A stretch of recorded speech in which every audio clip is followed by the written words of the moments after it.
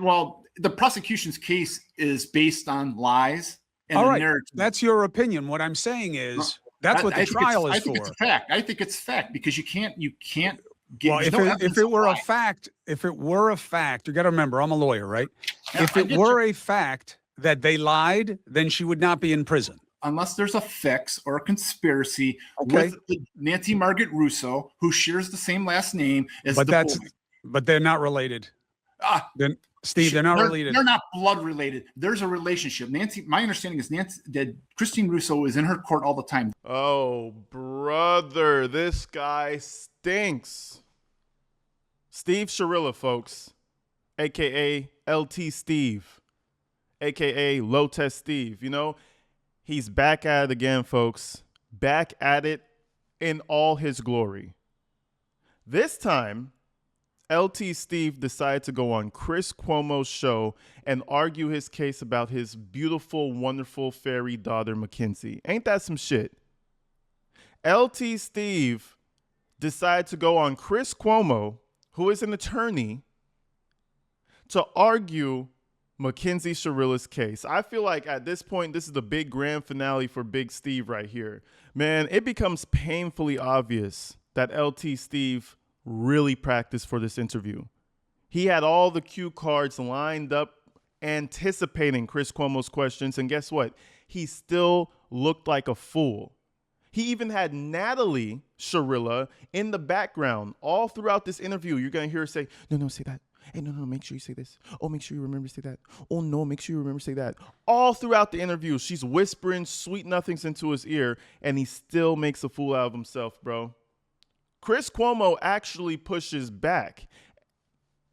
And LT Steve, he don't like that. He don't like that at all. And slowly but surely, you're going to see this man spiral into the most manic, most conspiracy-driven state you've ever seen him in thus far. This shit gets almost cringeworthy. I get embarrassed for him the way he answers some of these questions.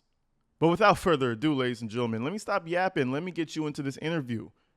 Let's check this thing out.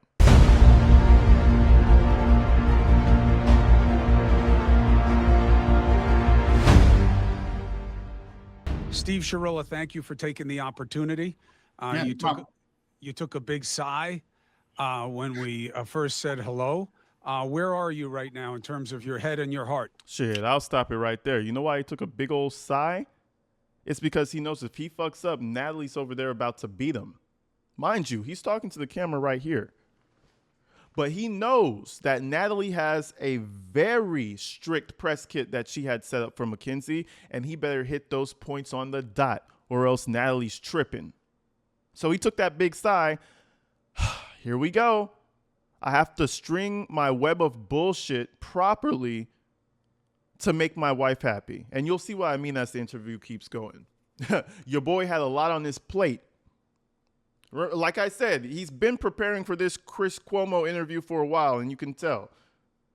Anyways, let's see what Big Bro has to say. My boy LT Steve, man. That's my dog right there. I ain't gonna lie. You know, I'm disappointed. I'm frustrated. I'm unable to help my daughter personally. Yeah. And I should have been yelling and screaming what we're going to talk about right from the start. And it's one of the mistakes I made during her thing is that I should have been shouting and saying what I know and what I feel is the truth. Bro, let's just keep it real. Whatever you said or didn't say or wanted to say or didn't want to say, it has nothing to do with you. You were never going to represent her as an attorney. You know what you should have did? Get her a better attorney. You guys always talk shit about her attorney dropping the ball and how I should have been screaming it from the rooftops. It doesn't fucking matter. The court of public opinion doesn't matter at the end of the day. So were you gonna get your bar license and go defend your daughter? That's a conflict of interest anyway, so that wasn't even gonna be possible. So it's like, what are you talking about, gang? All you can really do is come up here and make a fool out of yourself, which is what you're doing. You were not going to make any bit of a difference for your daughter unless you probably just got her a more expensive lawyer that wasn't a doofus. Let's go, though. And I was advised by her lawyer not to say anything, keep quiet. And it was a mistake. So, Well, all I can do is give you the opportunity and go through what we know and Okay. the question. So let's give people a little bit of context. Life before the crash okay. was what for you, Steve? Happy. I had my daughter. We were a family, a normal family. Nothing. I went to Bro said I had my daughter. You would think that Mackenzie was the only child, even the way she behaves. You would think she was the only child. My life was great. I had my only daughter. No, no. I had my daughter and my wife and, my job. And I was so... What happened to the other one? What happened to this little girl right here that kind of looked like Mackenzie and Natalie, unfortunately? What happened to her? They don't give a fuck about their little daughter other than Mackenzie. She's the golden child. Allegedly. Let's keep going. work. I came home. I talked to my daughter. I helped my daughters. I pretty much, a normal family. So he looks up like that. That's Natalie standing above him. Bitch, say it right. No, say you love both your daughters. You're making her look bad. Shit. Natalie's, I'm going to back it up too. I'm going to back it up for you, right? You're going to hear Natalie say, she said something to him, and best believe he complied. Pretty much, a normal family in America. I mean, that's the best way I can put it. Yeah, yeah. I mean, being that I've been vilified, that I'm some horrible parent, that's not You necessarily true. You're a terrible parent. And it's unfortunate. So, what were you doing? What was your occupation? I was an art teacher at a Catholic school. And the documentary, just to skip a little bit, Okay. after the documentary, is it true that the school put you on leave? Yeah. They got a bunch of calls from some watchdog website or something, and the school's known about my daughter and how I feel right along. No, but see, that's the difference. The school may have known how you felt about your daughter all along, but when you make the school look bad, that's when they cut you, especially a Catholic school. There's priests out there fiddling and diddling with all types of kids and shit. I've heard it. I've seen it. Just shit. You know what they do? They make those guys disappear. They don't fire them, though. They take the priest, they take whoever did the filling and the diddling, and they immediately put them in another school. They immediately put them in another city, another country. But they can't do that with Steve. He's not a priest. He's just a little old teacher that made them look bad. They're going to fire him. They're going to fire him. There's no way around it. It's a Catholic school.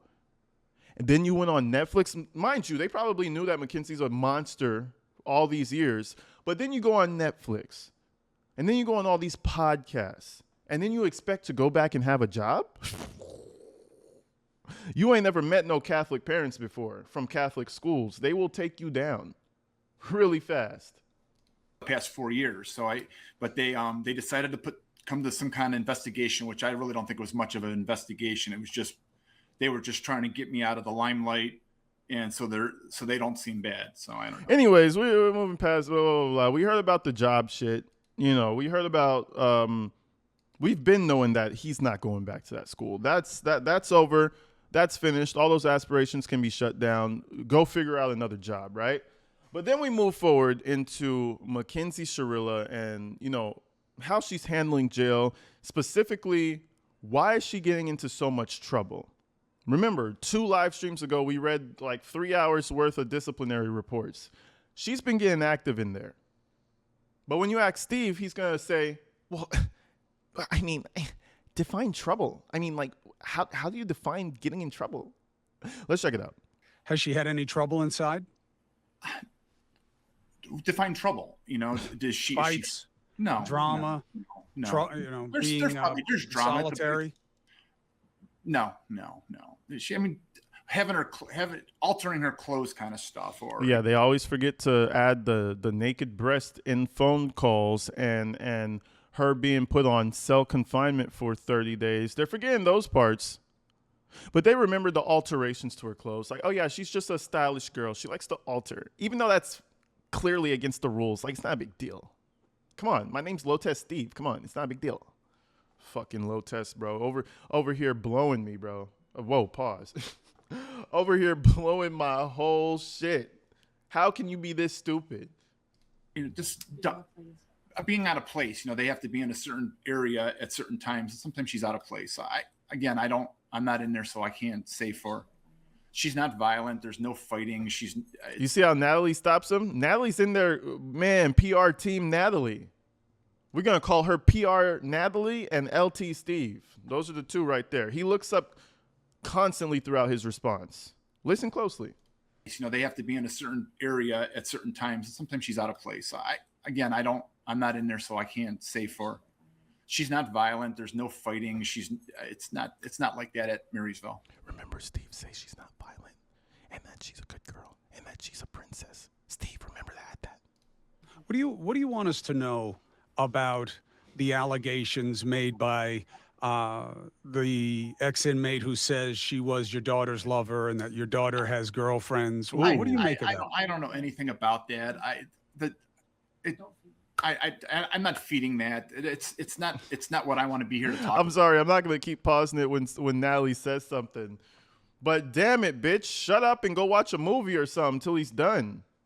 You're going to hear Natalie in the background. Don't feed into it. No, don't feed into it.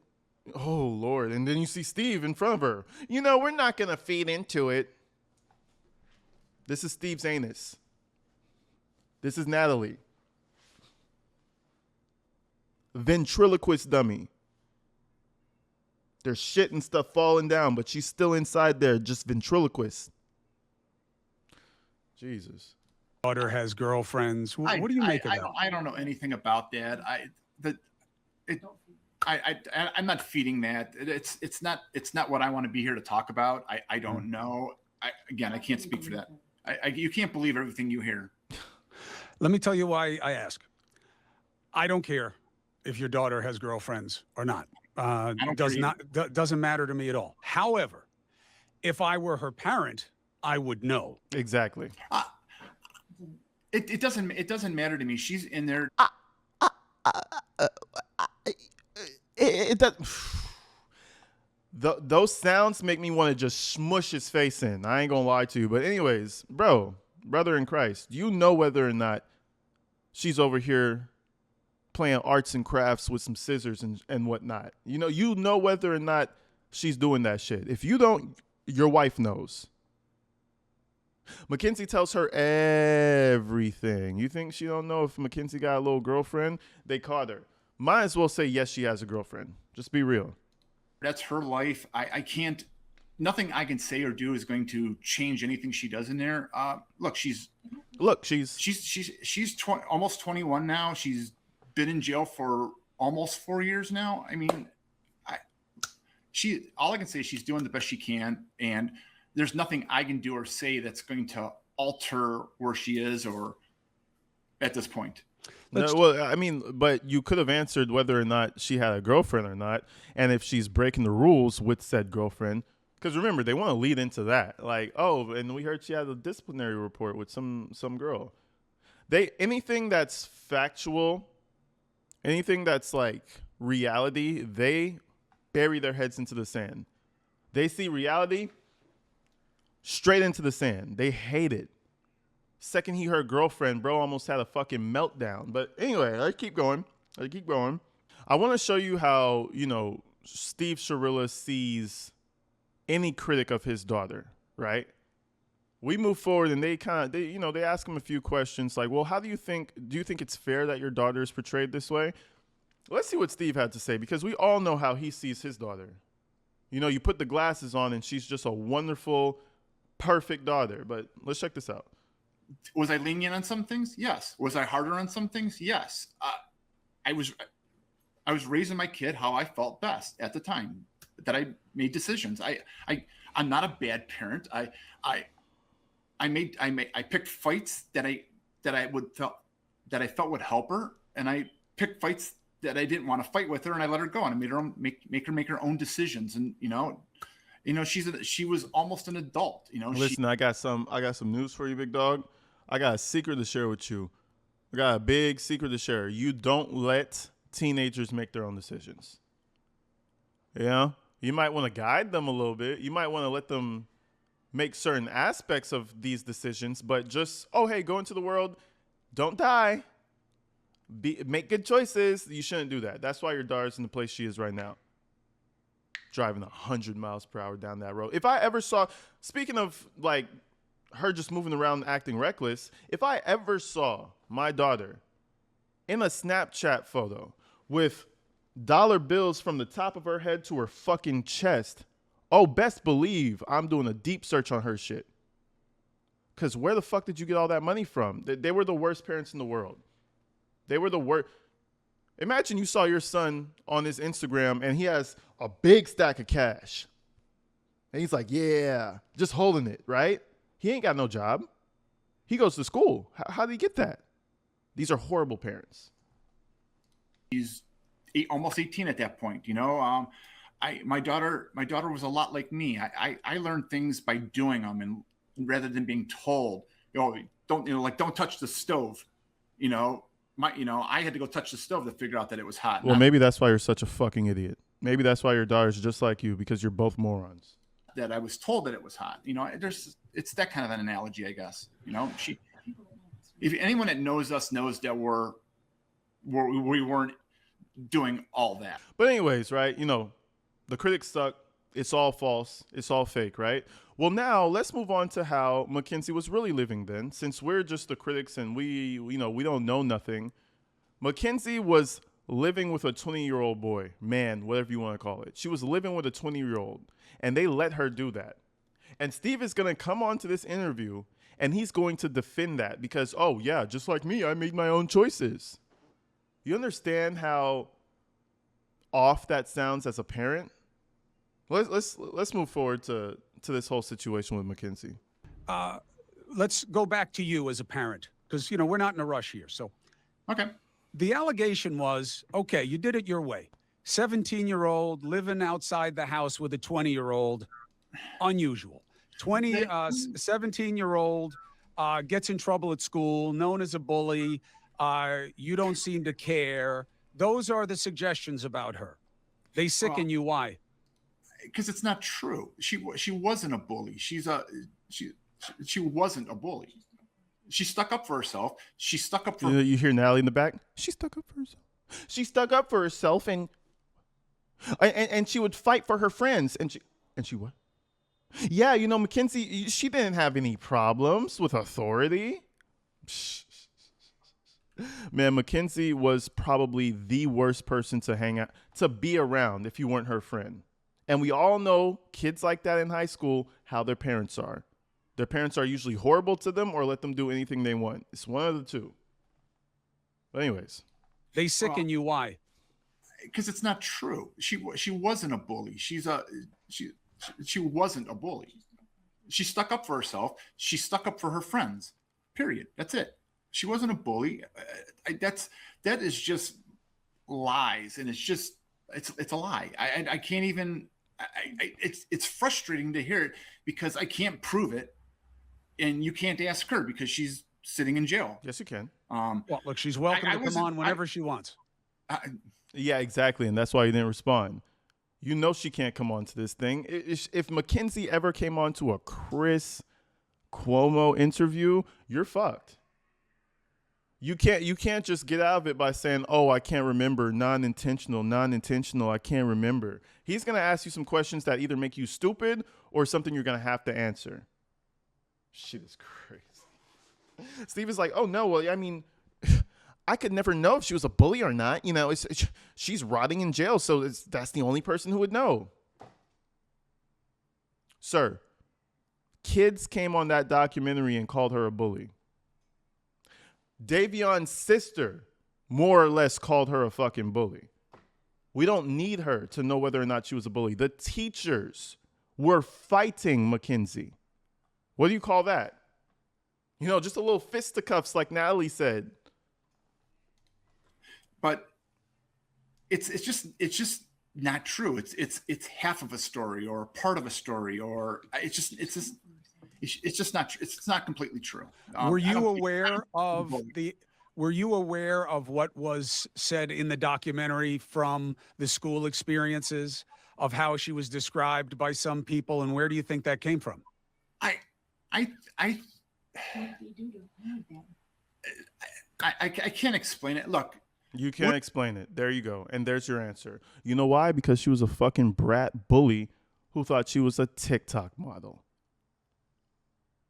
Man, Mackenzie was about to be working at the gas station or some shit. The way her life was going, she was not about to be no model. She didn't have anything going for her with college. She didn't have any job prospects. The only thing she had was TikTok model. Yeah. And that might even be possible, right? But with someone like Mackenzie's work ethic, never going to happen. Was she an angel? No. Did she have a problem with authority sometimes?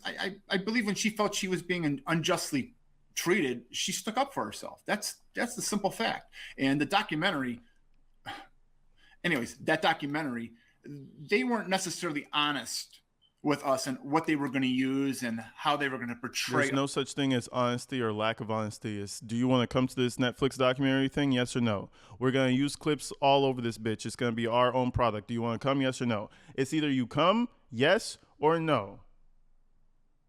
Oh, they weren't entirely truthful, bitch. There's nothing to be truthful about. Do the interview and get the fuck out. And we're going to do it how we feel or don't. Us in that documentary. Some of my comments, which all my comments were true. Anything I said, I meant. But they were part of a longer dialogue. They were part more of a, it wasn't just, I just didn't spew that statement. I understand. There was a reason that statement came out. No shit. The statement comes out because you're asked a question. That's how statements typically come around throughout discourse, throughout conversation. There was a reason I said that. Yeah, no shit.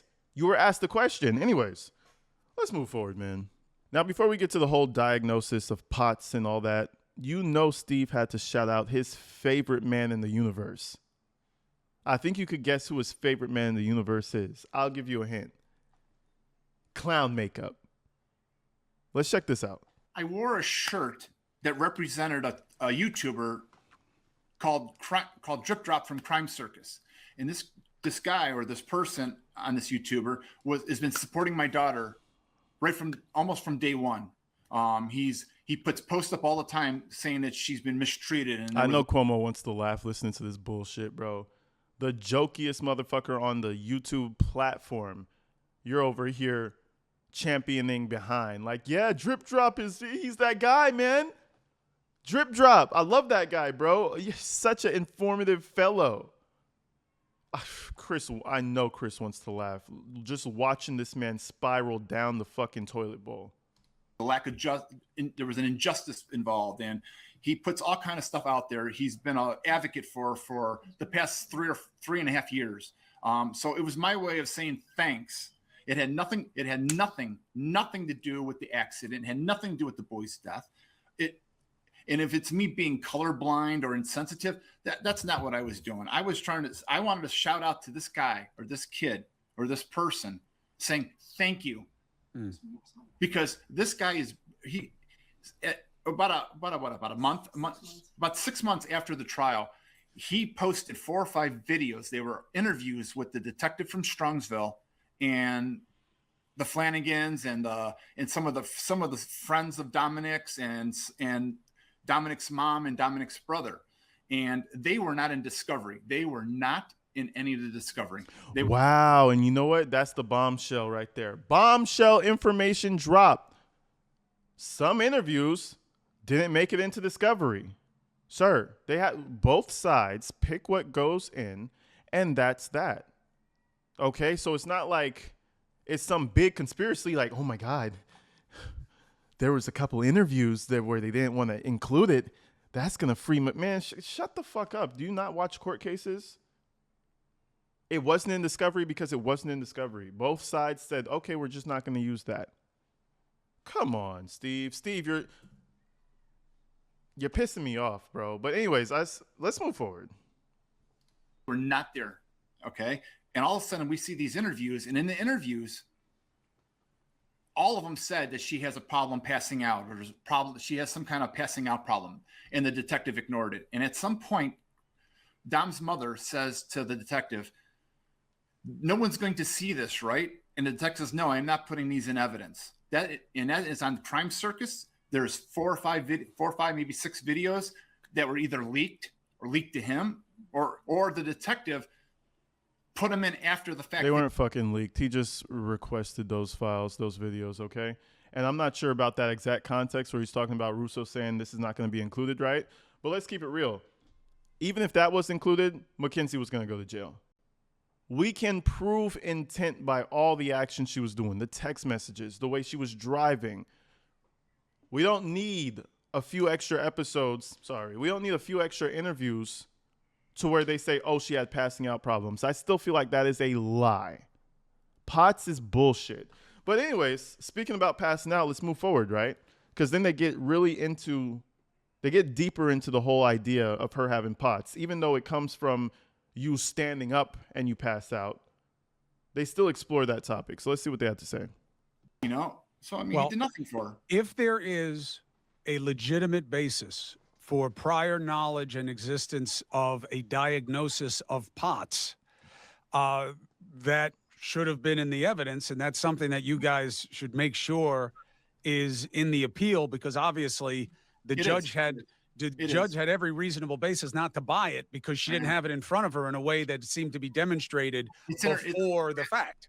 That is in her post-conviction appeals now. It's in the post. Right. No, I know that because I've read the pleadings, but the other thing that the lawyer left on the table, so to speak, is the intoxication. No alcohol. Okay. THC. Yes. Limit. Tough to know. They messed with the sample. They didn't preserve it, but we all know it was in her system. It wasn't argued. I highly doubt THC had anything to do with it, especially a casual smoker of THC.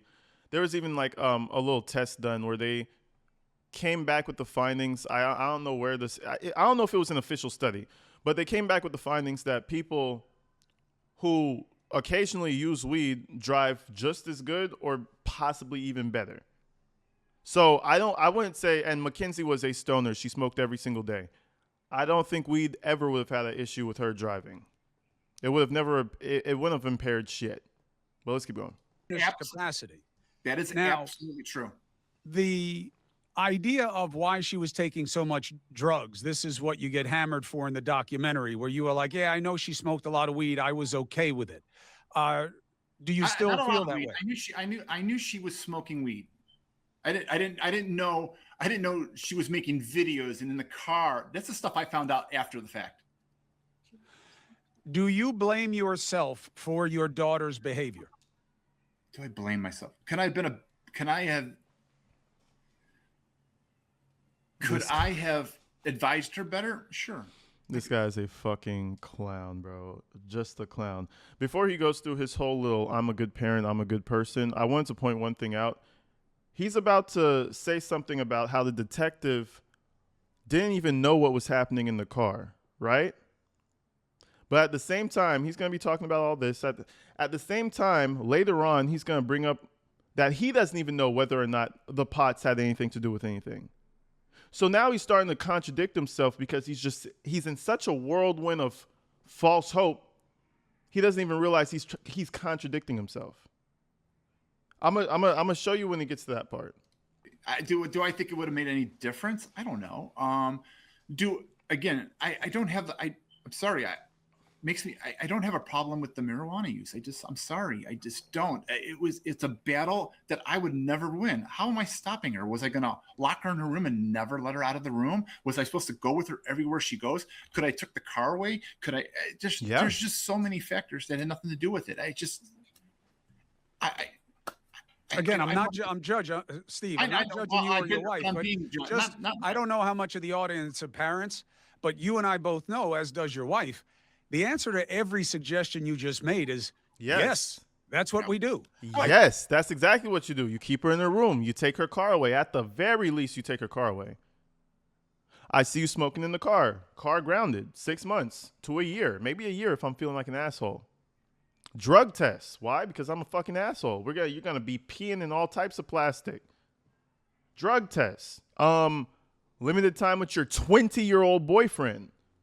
You can't live with your boyfriend anymore. There's so many, man, I could keep going. I told you not to drink with your friends. You drank. Now you're not going out. Oh, you did it again. Now you can't drive. Oh, you did it again. Now you're not going anywhere for a week. We have grounded her. And that's why parenting can suck. That's why we're not their friends. Yeah, I agree. Totally agree. No, I've taken her door off. And you hear how Natalie started talking. Well, I'm my baby's friend. Well, yeah. I mean, you could be a friend and a parent. Shit. Now you're not going anywhere for a You week. could tell that was a hard pill for them to swallow. You're not your kid's friends. That's the motto they've been living by for years. How dare you tell me I'm not my kid's friend? I'm their best friend, their playmate. You know what I mean? Shit. We have grounded her. And that's why parenting can suck. That's why we're not their friends. Yeah, I agree. Totally agree. I've taken her door off her room. I've taken I've taken her phone, all her electronics. I mean, this kid is not unpunished. Okay. Did we dote on our daughter? Yeah. Did I give her what I could? Yes. I gave her things I didn't get when I was a kid. That's just me being a parent. Okay. I love my kid. All right, buddy. All right. Okay. LT Steve is going off. You know, Low Test Steve, he really has deep feelings for his daughter with all the warm milk and all the wonderful things they be doing. So, you know, I guess it's his right to have that opinion. Doesn't make it the right opinion. And, you know, you might lose job prospects and become homeless, but hey, you have the right to have that opinion. Right? So they keep talking back and forth. And this is where Steve starts to slip up. He goes and he says, you know, at the end of the day, I don't even know if POTS is what caused it. I don't even know if a car malfunction is what caused it. I just don't know. Listen, the attorneys created a compelling enough argument for the judge to be like, I do know. So the fact that you're coming back trying to do an appeal saying, I don't even know, I feel the contradiction there. If that makes any sense, let me show you this. I'm not saying POTS is the reason for it. I'm not saying the car had an issue. I'm not saying the boys did anything. I don't know. I have no idea what happened in that car. And if I don't have any idea, nobody does. And I understand. If he doesn't have any idea, the doting dumbass father, nobody does. I have bad news for you, sir. That is just factually incorrect. That is just incorrect. That is why detectives exist. Oh, well, if I didn't know, then nobody else would. No. That's exactly why detectives are there, sir. What happened in that car? And if I don't have any idea, nobody does. And I understand. Now, the problem with that in terms of the judge is I don't remember anything from Mackenzie. If Mackenzie gets on the stand and remembers everything and tells any other kind of explanation for what happened in the car, this may have been different. Yeah, but her saying, I don't remember anything is a suspicious answer to people in my business. I think it's an honest answer. It may be. At any time, she could have said, maybe. Dominic attacked me in the car. Devion attacked me in the car. That's true. She could have done that. She could have thrown both of those kids under the bus. Okay. And I'm not saying that happened. What I'm saying is there are many possibilities that could have happened from that turn to 4.74 seconds when that black box turned on. Yes. And that black box information is nonlinear. It doesn't record. It records bop, bop, bop, bop. Okay. And that doesn't even make any fucking sense. I don't even think Steve really understands what his detective was telling him. That's his biggest point. It's nonlinear. And then now he's saying it records like bop, bop, bop, bop. What the fuck? Bro, when the car starts crashing, the shit turns on. In the story. And like Chris had mentioned on this, if you're going 100 miles an hour and there's 4.7 seconds of black box time, that's an eternity. Do you know how fast that car was going to get 4.7 seconds of black box? That is a lot of time, sir. That's not just a snap of a finger. 4.7 seconds on the car going 100 miles per hour. You know how much ground you can clear in 4.7 seconds? Come on, bro. Steve is a fucking idiot, dog. Let's move forward, though, because he starts talking about how, you know, none of the evidence aligns and there's really no evidence of intent. This is when Chris Cuomo really starts to push back. the analogy that's going on here. There's no evidence of why it happened. There's no evidence of why. There will never be any evidence of why. And that's the point that needs to be taken here. That black box information is about the car. I can't explain the acceleration. I can't explain why the pedal was down. Could it have been the slipper stuck on the pedal? Could it have been the car? Yeah, it's just as likely as she did it on purpose. And there's no evidence of purpose. And speeding is not a precursor to murder. It's not. Sorry. It's recklessness. It's reckless. That's why it should have been vehicular homicide, or if worse, reckless vehicular homicide in the juvenile court, which is what our lawyer said it should have been. The one time that's what he said. He was dumbfounded when they bound it over. All right, let's look at the other side, right? Because there are two sides, at least, in every trial, which is why they're so compelling. You have two invested storylines. The narrative of the why comes into the relationship between Dom and your daughter and perceived threats, et cetera. And there were other texts. That's a lie. That's a lie. I'm going to cut you off. Sorry. I got to cut you off. That's a lie. That is a lie. How am I lying? Volatile is not the right word. That is harsh. These kids fought and they broke up and they got back together. That was their MO. They weren't fighting. This wasn't a volatile relationship. They were never, ever. That's the definition of volatile, bro. You're such a doofus sometimes. That is the definition of volatile, right? And then he's going to even go like, oh, they loved each other. They were never going to break up. So it's the attorney, not the attorney. It's the judge who made it unfair. It was the judge because they clearly loved each other. She clearly had no motive. It was the judge. It was those damn Russos that got my daughter arrested. I feel like that's crazy. He will not let go of them Russos. He hates them. He hates the family of the boy that her daughter killed. I feel like that's kind of crazy to say. Going to break up. They were talking about getting married. They were talking about a life. They were buying furniture for that house. They were making a life for themselves. Period. That's it. They weren't. No, look. This has been thrown on me. They were not breaking up. And anyone who says that, sorry, that is untrue. That is a lie. And that is a narrative that the prosecution needed to go to put my daughter in a bad light, to make it seem like she had a thing against this kid. Because if she was going to break up with this kid, she would have told my wife, and that never happened. Okay, Steve, I'm telling you what the prosecution's case was.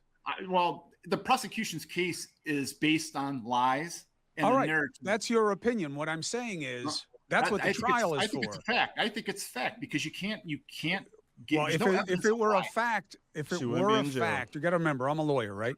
Yeah, if it were a fact that they lied, then she would not be in prison. So it is your opinion that they lied. Unless there's a fix or a conspiracy with Nancy Margaret Russo, who shares the same last name as boy. But they're not related. Then Steve, they're not related. They're not blood related. There's a relationship. My understanding is that Christine Russo is in her court all the time. This is where he's just spiraling, bro. I mean, if you played this shit right here in the intro with no context, you would think this guy was losing his mind, talking to ghosts. Working relationship. The Russo family's big. This is a fix. Do you have any proof that they knew each other? Hey, I have as much proof that it's a fix and that the judge is dirty or incompetent as they do that my daughter did this with purpose. All I have to do is say it, so it's true, right? That's what the prosecution did. Well, she's breaking. They did. No, they have standards in two cases, right? The charging is probable cause, very low, lowest standard we have. But anyways, it seems like Cuomo attempts to reason with him for the next 30 some minutes, but he doesn't want to hear any of that. They go through how court was, how rude the judge was to his wife, how much he didn't like that, how he believes the Russos are all in on it. But at the end of the day, bro, he didn't get anything done, and I feel like he needs to just shut the fuck up. As fun as it is making these videos, it's like, damn it, Steve. Shut the fuck up, Steve. For your own good. You're going to go from not having a job at that Catholic school to not having a job in Strongsville, period. You're going to have to commute to a different city. Shut the fuck up. But hey, that's the good fight that they're going to fight, it seems. But anyways, folks, I'm going to see you guys real soon. I love you guys, man. You already know what time it is. I'm going to tap in with you guys real soon. Stay inside, stay safe. I think I said that already. I'm going to see y'all later. Peace.